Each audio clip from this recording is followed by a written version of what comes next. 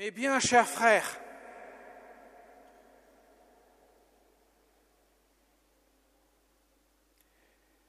esprit sans intelligence, comme votre cœur est lent à croire tout ce que les prophètes ont dit, ne fallait-il pas que le Christ souffrit cela pour entrer dans sa gloire?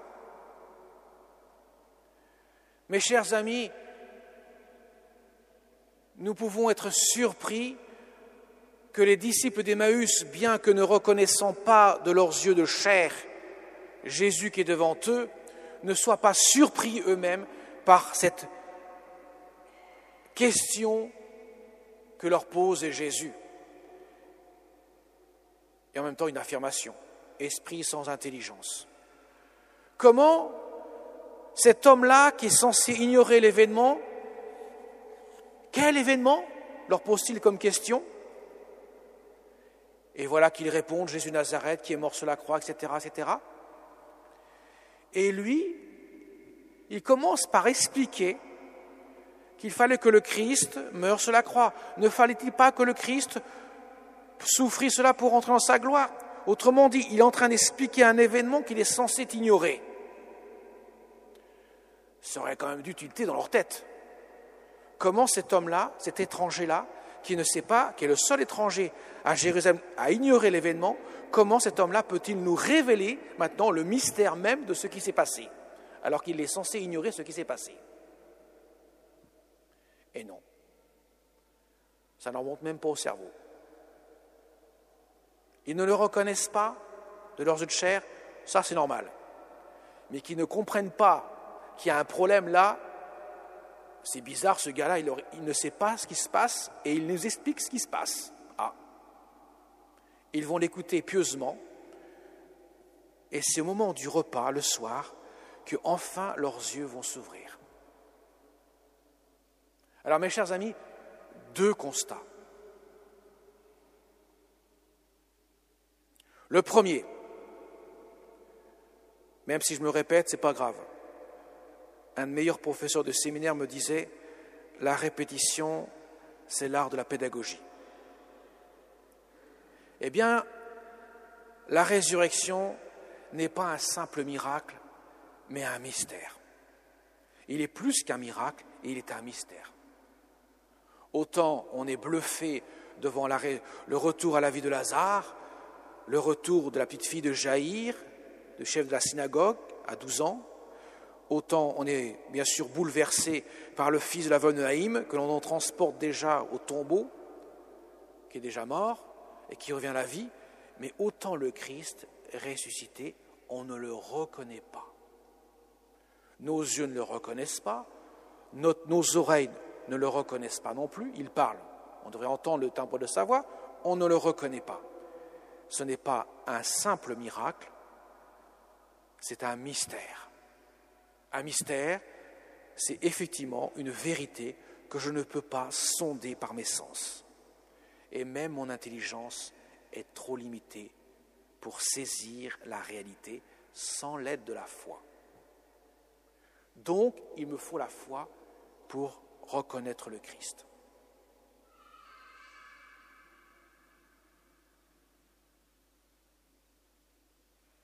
Ça, c'est le premier constat.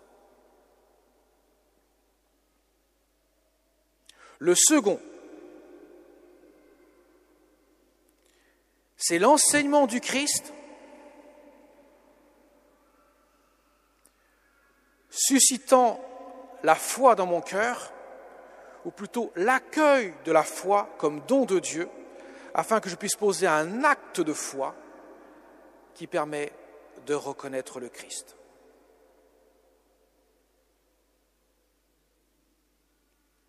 C'est après avoir expliqué les Écritures, et d'ailleurs ils le diront, notre cœur n'était-il pas brûlant en nous, tandis qu'il nous parlait sur la route et nous ouvrait les Écritures?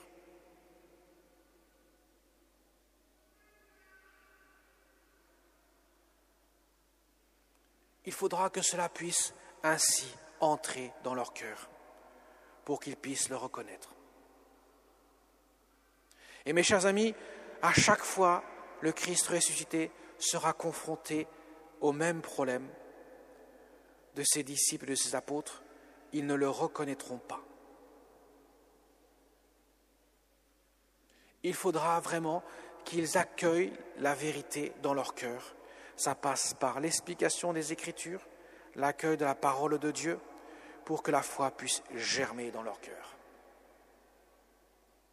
D'ailleurs, vous savez, juste après cet évangile-là, on nous dit, à la fin, les disciples d'Emmaüs, aussitôt ils repartent, ils n'attendent pas le lendemain, ils repartent direct à Jérusalem. Là, ils rencontrent les apôtres, ils disent « Le Seigneur est réellement ressuscité, il est apparu à Simon-Pierre », disent les apôtres à ces 2 disciples. Et eux-mêmes racontent à leur tour ce qui s'est passé sur la route. Et à l'instant même, ils sont en train de parler encore que Jésus est là au milieu d'eux. Et ils le prennent pour un fantôme. Alors c'est vrai qu'il n'a pas pris la porte pour entrer. Il est venu comme ça au milieu d'eux. Comme il a disparu aux yeux des disciples d'Emmaüs en un seul instant. Et Jésus leur dira « Donnez-moi de quoi manger, vous allez bien voir que je ne suis pas un fantôme. » Ils ne le reconnaissent pas. Alors qu'ils l'ont vu, les disciples d'Emmaüs, il y a quelques instants, quelques heures, 2 heures. Il y a 2 heures de voyage entre Jérusalem et Emmaüs.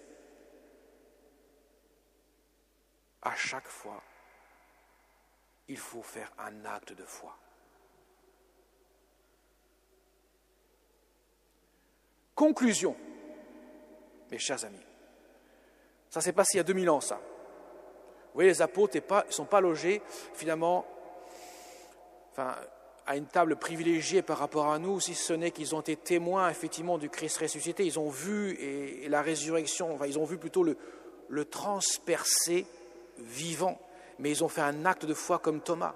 Nous l'avons vu dimanche dernier. Thomas, il avait besoin de voir les plaies du crucifié, mais cependant, il ne voyait pas la divinité de Jésus. Il a dit « Mon Seigneur et mon Dieu ». Et Jésus a dit « Tu crois, parce que tu as vu mon humanité, tu crois ma divinité, parce que tu as vu mon humanité ». Effectivement, nous ne pouvons pas voir. Mais vous voyez bien que même en voyant Jésus vivant devant eux, en chair et en os, ce n'est pas aussi simple qu'on pourrait le penser. Ils ne le reconnaissent pas sans la foi. Alors justement, ce que je voulais dire, c'est que pour nous, aujourd'hui, nous ne voyons pas Jésus.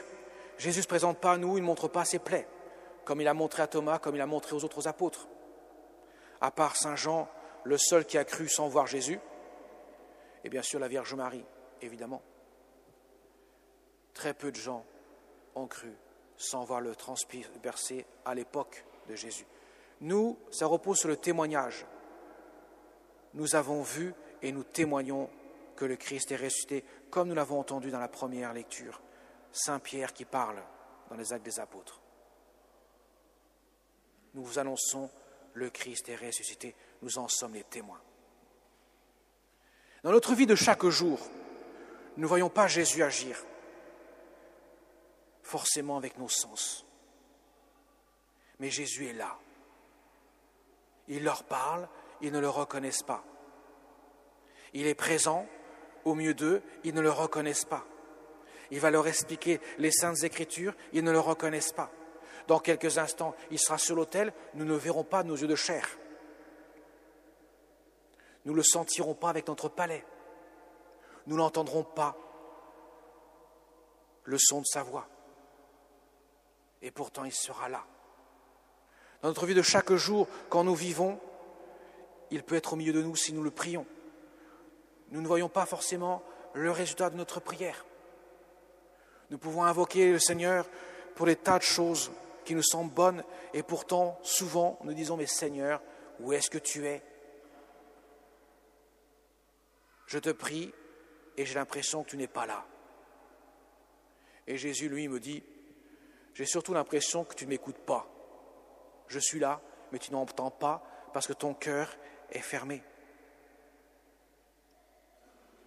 Ton cœur n'est pas assez ouvert à ma présence. Ouvre-le davantage. » Voilà pourquoi, mes chers amis aussi, Jésus ne nous a pas laissés orphelins. Il nous a envoyé l'Esprit Saint le jour de la Pentecôte, qui nous accompagne dans notre vie de chaque jour, mais il nous a envoyé aussi sa mère qui a fait l'expérience de croire en son Fils bien-aimé, bien qu'elle ne voyait pas sa divinité, seulement son humanité.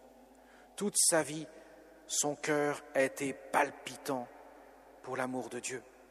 Son cœur était palpitant de la présence de Dieu. Toute sa vie, elle a fait un acte de foi, y compris lorsque Jésus est ressuscité devant elle. Elle ne l'a pas reconnu des yeux de chair, comme chacun des apôtres. Elle a cru aussitôt qu'en le voyant, c'était Dieu fait homme, ressuscité d'entre les morts. Car la divinité ne se laisse pas reconnaître. Elle s'appréhende seulement par la foi. Voilà pourquoi Marie nous a donnés au pied de la croix. Voilà pourquoi Marie, notre mère, parce qu'elle peut nous aider comme une maman aide son enfant, a davantage laissé la présence de Dieu résonner dans notre cœur pour que Dieu puisse y demeurer. Plus nous prierons Marie, plus l'Esprit Saint pourra agir en nous, et plus Dieu fera son œuvre en nous, et plus notre foi pourra grandir. Parce qu'on demande à notre Mère du ciel de porter notre oui, de telle sorte que le oui porté par elle puisse toucher le cœur de Dieu, parce qu'il est offert par sa mère toute pure, et que nous puissions ainsi, comme un enfant écoute sa mère, être attentifs à la présence de Dieu.